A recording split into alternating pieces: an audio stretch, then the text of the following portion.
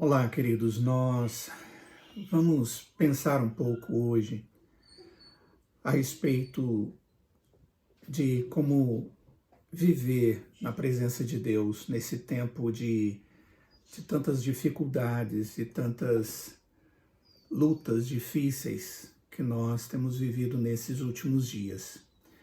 Mais especificamente, eu quero convidá-los para que nós possamos pensar a respeito da família. Quando eu falo da família, estou me referindo a, a você, estou me referindo aos nossos familiares, os nossos cônjuges, estou me referindo a todos aqueles que vivem dentro do nosso contexto. Existe uma tendência nesses últimos dias, e a mídia tem falado muito a respeito disso, de que as nossas famílias elas estão vivendo momentos de crise interna por causa dessa crise da pandemia. E isso é uma verdade. É uma verdade, os dados têm mostrado que isso realmente tem acontecido. A palavra de Deus, quando ela nos fala de uma família estável em meio a dificuldades, ela sempre vai falar de uma ação divina que torna possível essa estabilidade.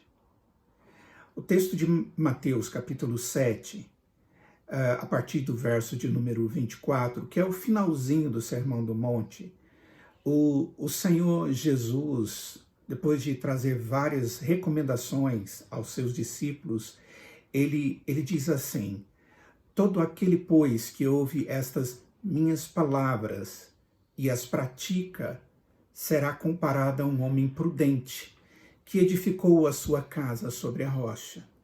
E caiu a chuva, transbordaram os rios, sopraram os ventos e deram com ímpeto contra aquela casa, que não caiu, porque foi edificada sobre a rocha.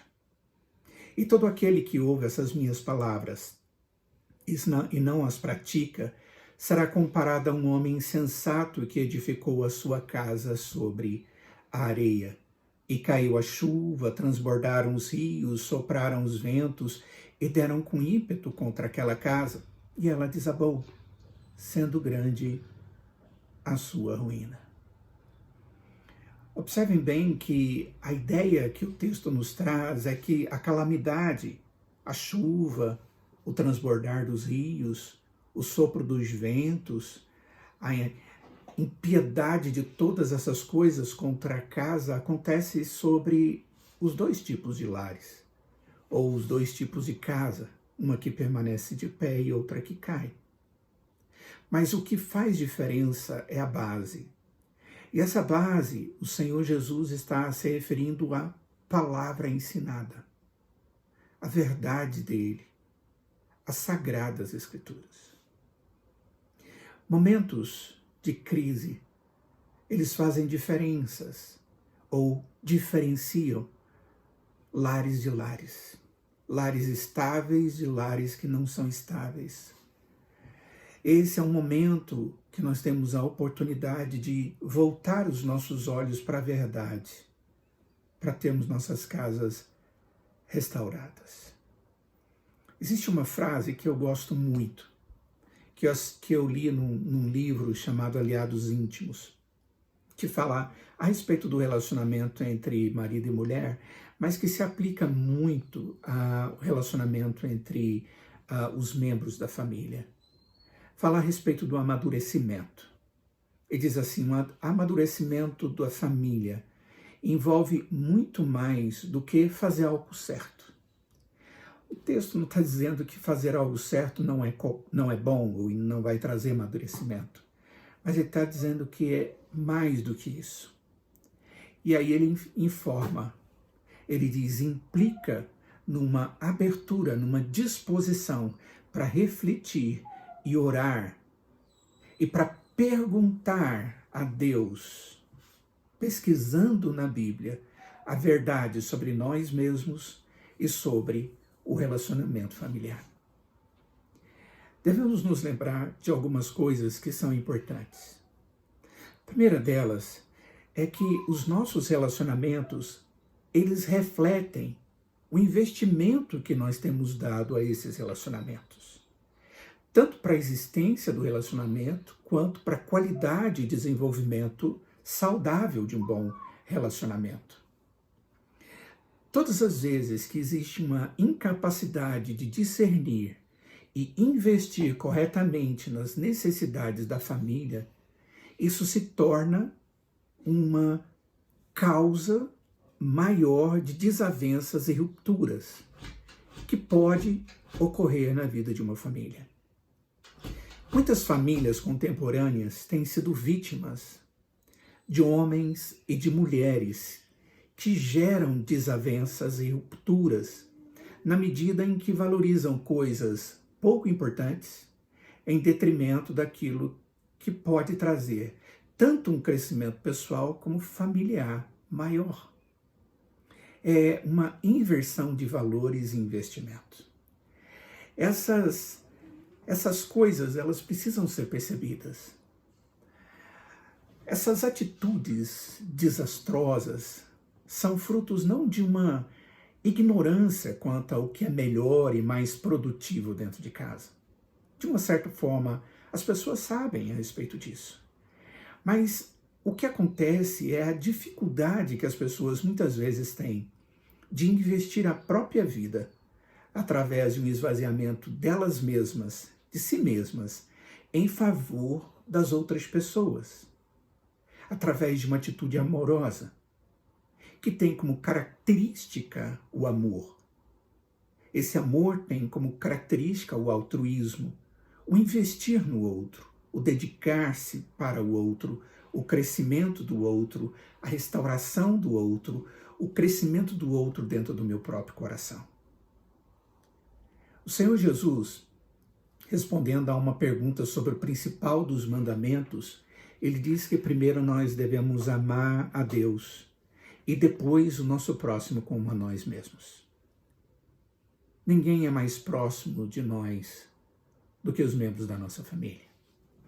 Se isso não tem sido verdade na sua família, existe uma grave enfermidade presente dentro do seu contexto familiar e isso precisa ser tratado rapidamente na busca de uma verdadeira cura. Uma família cristã tem os princípios de sua fé e existência baseados na verdade de Deus.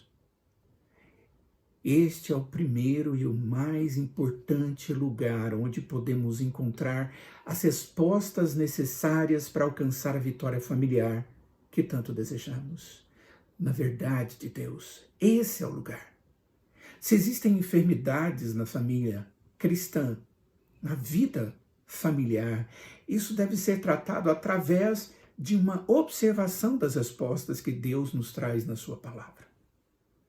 Outro instrumento que nós encontramos orientação na Escritura, que é importante para a vida saudável da família, é dado por Deus e se chama oração.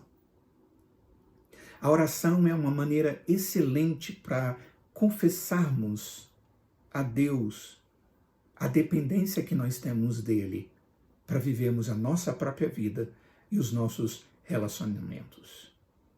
Ao aproximar de Deus pela oração, o homem cristão, ele deve fazê-lo em plena certeza de fé, aguardando a manifestação da vontade soberana e sábia do seu Senhor. Caso contrário, não tem motivo para que ele se aproxime do Senhor, a não ser que seja com esperança verdadeira. Provavelmente, o que está faltando em muitos lares é um retorno sincero e intenso aos princípios divinos revelados na Bíblia, como também uma vida contínua de dependência a Deus através da oração. Eu e você, individualmente, cada membro das nossas famílias, devemos analisar onde e como temos prejudicado o crescimento da nossa família.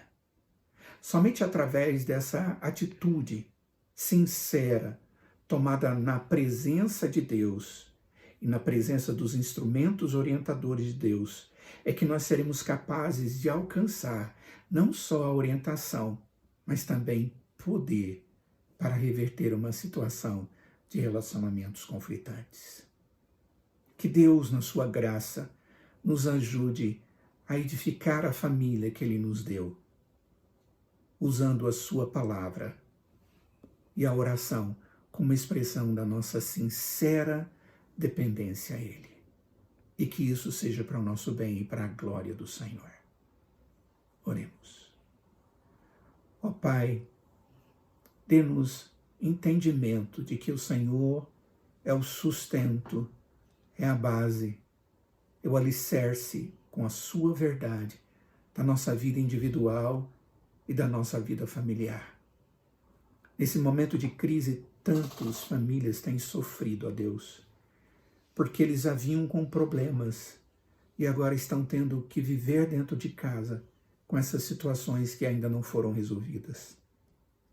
Dê paciência, dê, ó Pai, tranquilidade, dê dependência a esses que buscam no Senhor, para que através da sua graça eles possam, ó Deus, encontrar respostas e nesse tempo possam ver as suas famílias restauradas, abençoadas.